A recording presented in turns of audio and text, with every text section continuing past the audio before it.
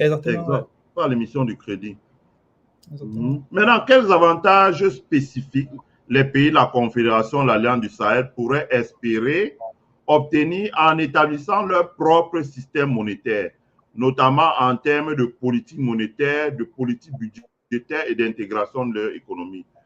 Est-ce que cela peut leur procurer des avantages en termes de politique monétaire, de politique budgétaire et d'intégration de leurs économies par rapport à s'ils étaient restés dans la zone CFA, par exemple? Bien sûr, tant que tu n'as pas la main sur ta monnaie, tu ne peux pas faire grand-chose. Parce qu'il y a dans le système français ce qu'on appelle les critères de convergence, c'est-à-dire un certain nombre de règles communautaires qui vous obligent à s'aligner sur un certain nombre de règles. Même si elle ne vous arrange pas, même si elle est contre votre économie, vous devez quand même l'adopter parce qu'elles sont communautaires. Donc aujourd'hui, on a ces pesanteurs-là au niveau du franc CFA. Mais je pense que le plus important, c'est au niveau de la politique monétaire, de pouvoir déployer de vrais instruments de financement de l'investissement qui doivent permettre de créer des industries. Parce qu'à ce jour, il n'y a pas vraiment ce côté-là dans le franc CFA.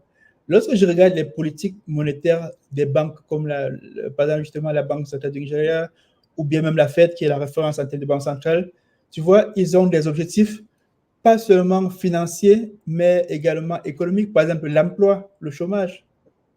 Ça fait partie des cibles de la Réserve fédérale. Or, dans notre politique monétaire qui est calquée sur celle de la BCE, on n'a pas cet objectif-là, en fait. Donc, ce qui fait qu'on est moins enclin à financer l'investissement pour créer des emplois parce que ça ne fait pas partie de la philosophie de l'institution. Donc, l'AES, s'ils ont leur banque centrale, je pense qu'ils vont devoir faire une politique monétaire qui répond à leurs besoins, qui répond à leurs aspirations, à leur contexte, qui est vraiment là pour... parce que la Banque centrale, il faut le dire, hein, c'est également une institution qui a d'autres institutions. Parce que chez nous, on a la BIAC qui est assez limitée à elle seule, mais ce n'est pas le cas ailleurs. Ailleurs, comme au Nigeria, on a, par exemple, pour les exports, on a une banque spécialisée pour le financement des exportations, qui est une filiale de la Banque centrale. Donc, on a ailleurs tellement, non seulement les instruments monétaires, mais également des institutions, c'est-à-dire la Banque centrale qui a d'autres institutions qui font des métiers spécifiques. Comme pour l'agriculture, la Banque centrale a d'autres institutions qui font dans ces domaines-là. Donc, chez nous, on a une Banque centrale qui ne veut pas s'arrimer aux exigences de son temps, ni aux aspirations des peuples. Donc, cette Banque centrale, avec sa monnaie, si on veut changer quelque chose, que ce soit dans l'AES ou ailleurs, il faut penser à comment est-ce que soit on améliore la gestion, la gouvernance de façon concrète, parce qu'ils ont changé les textes, mais application, rien. Donc, soit on commence à appliquer ne serait-ce que les modifications qui ont été faites, soit au moins on se prépare à quitter pour avoir une monnaie autonome qui nous donnera tous les leviers nécessaires, que ce soit justement sur les questions budgétaires, de comment gérer notre équilibre budgétaire. Parlons des questions budgétaires. Est-ce que si les pays de la Confédération de l'Alliance États du Sahel créent leur propre monnaie, est-ce que sur les questions budgétaires, est-ce que la politique budgétaire sera meilleure?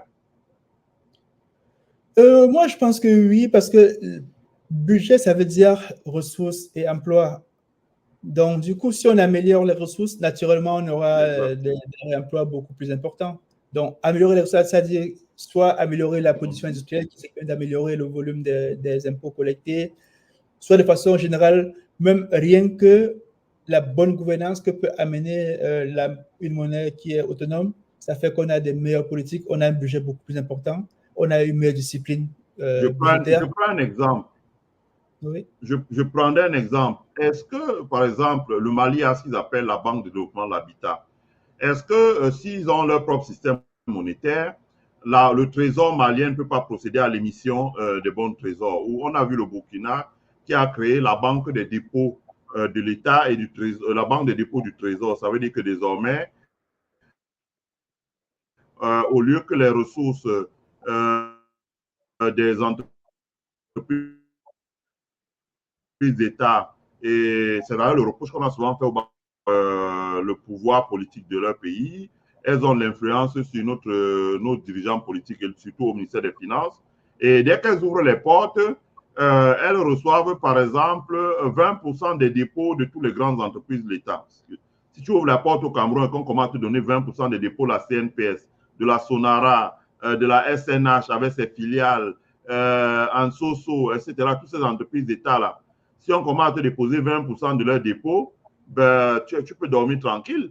Tu peux juste utiliser ça pour faire pour donner des crédits. Donc, tu n'as pas besoin de déployer une vraie politique commerciale agressive pour financer les gens qui apportent les projets. Rechercher, comme on peut voir ici aux États-Unis, où c'est vraiment dur. Les banques se déploient sur les campus pour rechercher les entrepreneurs encore en herbe, pour les suivre, pour que dans 20 ans, ils deviennent des Bill Gates et que ça leur permet d'augmenter leurs dépôts. On ne voit pas ça chez nous. Bon, maintenant, est-ce que si, par exemple, les pays de l'AES mettent en place leur propre système monétaire, dans un pays comme le Mali, la Banque centrale ne peut pas dire, ou la Banque du Burkina ne peut pas dire, bon, moi, à travers la Banque des dépôts du Trésor, nous allons émettre des bons de Trésor et la banque va créditer notre compte dans la Banque des dépôts du Trésor. Et nous allons utiliser cet argent pour financer une politique d'habitat. Donc, qui dit financement de politique d'habitat, dit forcément, surtout si l'habitat qu'on va construire est standardisé et à 80-90%, comme les Rwandais l'ont fait, en matériaux locaux. Donc, ça va faire tourner l'industrie du ciment, du sable, du fer, du gravier, du béton, la main-d'œuvre, bref, tous ces outputs-là.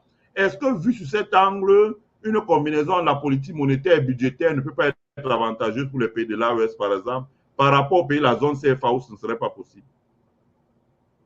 Oui, oui. Et avant ça, j'aimerais dire quelque chose, c'est-à-dire faire une remarque sur quelque chose qui est assez général chez nous, c'est que lorsqu'on pense développement, on pense uniquement à l'État qui va agir.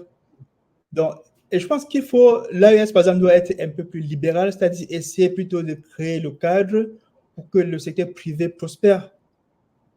Donc, même s'il y a ces ressources, et en secteur privé, le premier élément du secteur privé qu'il faut faciliter la vie et les aider à se développer, comme je disais tantôt, c'est les banques commerciales. Parce que c'est elles maintenant qui vont permettre de financer la petite industrie qui va remonter à la chaîne et financer les autres pour que, in fine, on ait une économie qui se développe.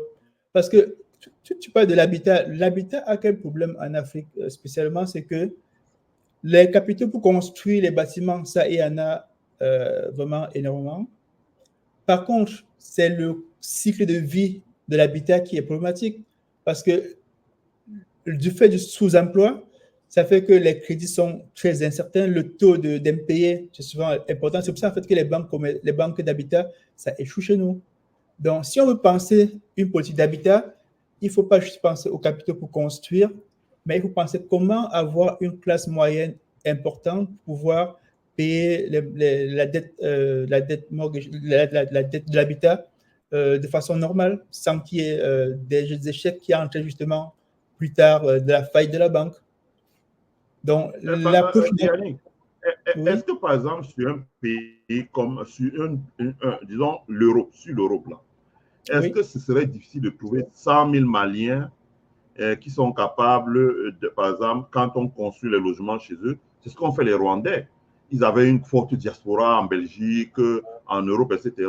Donc, quand ils ont lancé des cycles de construction, par exemple, de 200 000 logements, ces premiers logements, ils les ont vendus d'abord aux gens qui étaient hors de leur pays, en Afrique du Sud, au Moyen-Orient, en Asie, en Europe. Et quand ces gens ont acheté, ça a permis de créer une richesse nationale. Parce que quand même, si tu construis 100 000 logements, franchement, tu crées la richesse nationale, surtout si c'est en matériaux locaux.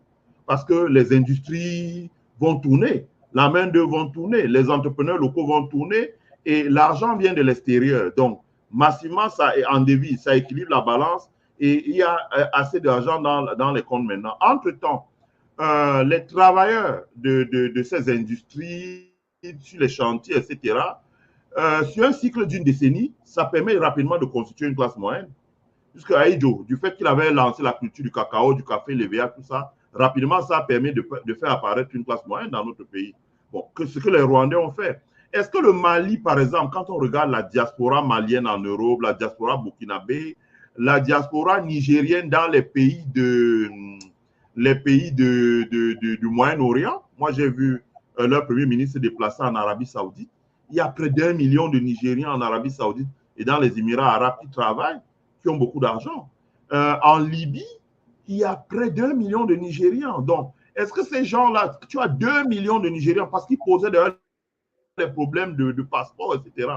Est-ce que quand tu as 2 millions de Nigérians, est-ce que, par exemple, quand tu prends le Mali, tu prends le Burkina, est-ce que ces pays-là n'ont pas le potentiel pour répliquer une même politique comme ça, comme on fait le Rwanda, en s'appuyant sur la politique monétaire? Si, la diaspora reste un levier important. La diaspora reste un levier important de développement. Hein. Et c'est justement, comme tu dis, c'est-à-dire ils peuvent justement développer des programmes en s'appuyant sur ces diasporas-là. Donc, ça reste un levier important, non seulement en termes de ressources financières, mais également en termes de ressources intellectuelles. Donc, maintenant, c'est à eux de créer justement un contexte où, par exemple, je pense, où justement les entreprises locales peuvent non seulement faire venir, non seulement demander les capitaux de cette diaspora-là, mais justement les recruter, quitte à ce que, par exemple, l'État paye un supplément de salaire, c'est-à-dire l'État peut les gens leur fait des mises à disposition dans les entreprises privées pour qu'ils puissent apporter le savoir-faire, parce que, in fine, ce qui développe le pays, c'est la matière grise. Donc, quel que soit ce que tu vas faire, que ce soit les transformations, que ce soit l'expertise, donc aujourd'hui, je pense que ça doit être la priorité numéro 2 après la sécurité des pays de l'AES. Donc, après les questions sécuritaires, ils doivent mettre l'accent sur les ressources humaines, comment pouvoir recruter les meilleurs dans leur domaine pour qu'ils puissent apporter le savoir-faire au niveau de l'AES, pour qu'ils puissent justement propulser que ce soit l'agriculture, que ce soit la finance, que ce soit tous les domaines en fait où ils ont des leviers à effectuer. Donc oui, je conviens avec toi justement. Et les pays de l'AES disent qu'ils veulent